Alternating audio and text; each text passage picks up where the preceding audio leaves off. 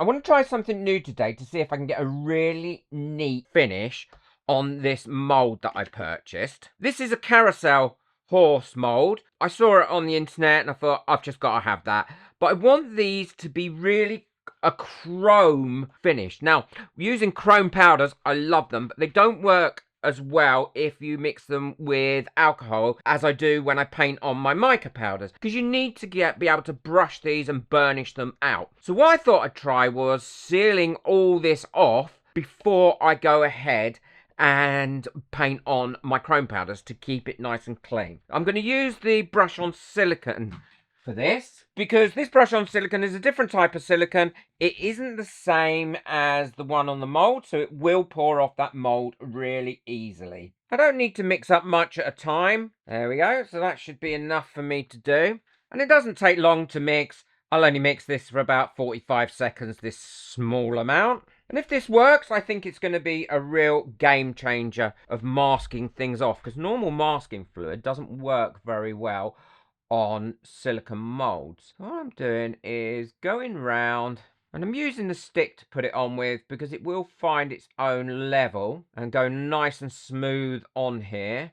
It shouldn't take too long to put this on. I'm going on all the bits where I don't want any other colours other than the chrome powders. And this should only take about 10 minutes to dry, and then once it's dry I can start brushing on my powders. Well, this is all nice and dry now, so what I'm going to do is go through it with my colours that I've chosen. I'm going to do a purple one, a blue one, I'm going to do a light blue one actually, because I can't tell the difference between purple and purple and blue. And all I'm going to do is I'm going to pop the powder on there like that, and then burnish that down nice and firm, so it's really well burnished. The more you burnish it, or brush it on, I should say, the actual shinier and better your chrome powders will be. It really makes a massive difference. I'm hoping this has worked, because I'm not trying to be at all tidy with this, as you can see. I have gone into the leg of the other one, which I didn't want to do. Take that out, because I want that tail to be a different colour.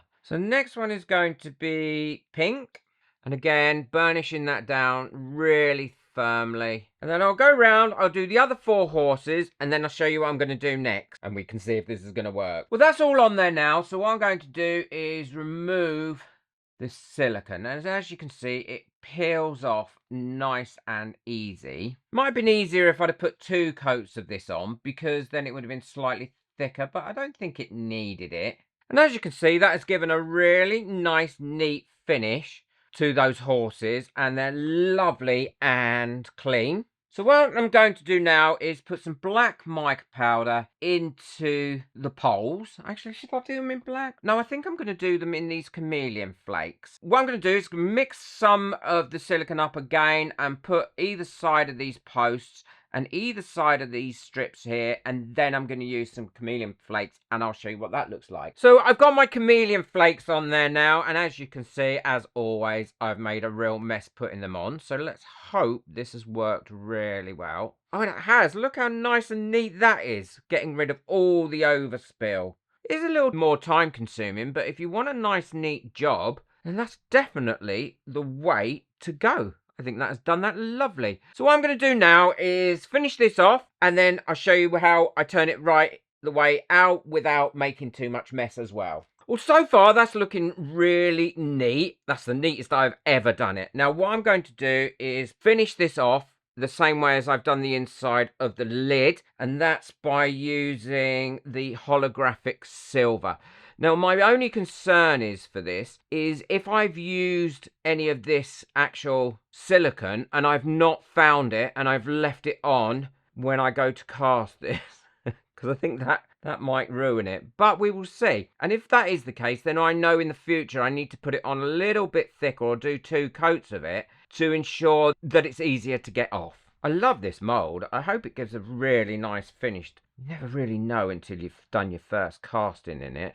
So before I turn that back into the right way, all I've got here is a bit of tissue paper.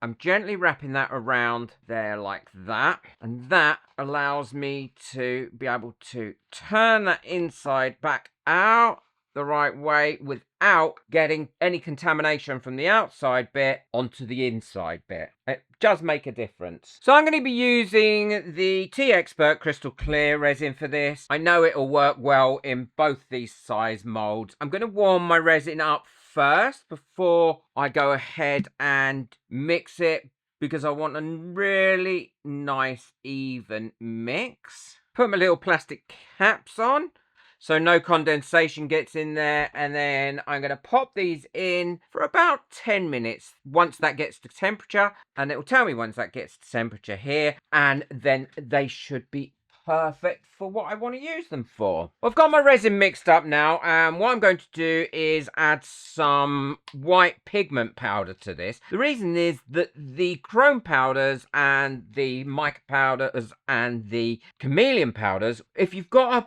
base, a coloured base behind them, they actually shine so much nicer when you pour your resin. I've also got another project on the go where I'll be pouring this into, because I don't want to waste any resin. Yeah, that's all nicely mixed up now.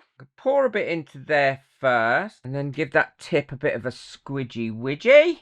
And now I can slowly pour this into this mould as well. I'll allow that to fill up. And this is where we're going to know whether this has worked or not, and whether I've left any of that brush on silicone in areas that I shouldn't have left it. Hopefully it'll work, because it has made a lovely, lovely, neat finish. Now that's in, I'm going to give it a bit of a tappy-wappy all the way round in case there's any trapped bubbles. And then I'll leave that to cure.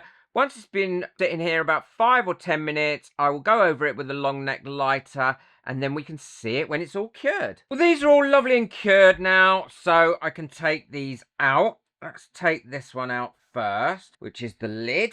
Oh, look how beautiful that has come out. And that is the silver chrome. I think that's come out really, really pretty. So now let's have a look at this. I'm not sure if that'll have worked or not. Like I said, I may have left in some of the silicone. And if I have, then that will have damaged that and not caused it to work. Oh, no, that has worked. Look how good that has come out, and how neat that has come out as well. That's what I was after, that neatness, without having anywhere on these horses that was spread out anywhere else. That, I think, has come out absolutely beautiful. I love that mould. Look at the details on that. So it definitely worked. I'm really pleased with the way that has come out. And inside, I think that looks really pretty there as well. All these dark details have come out superb. Yeah, definitely be using that process again. It does take a little bit of time to put it on, but it saves you so much time in having to clean it up afterwards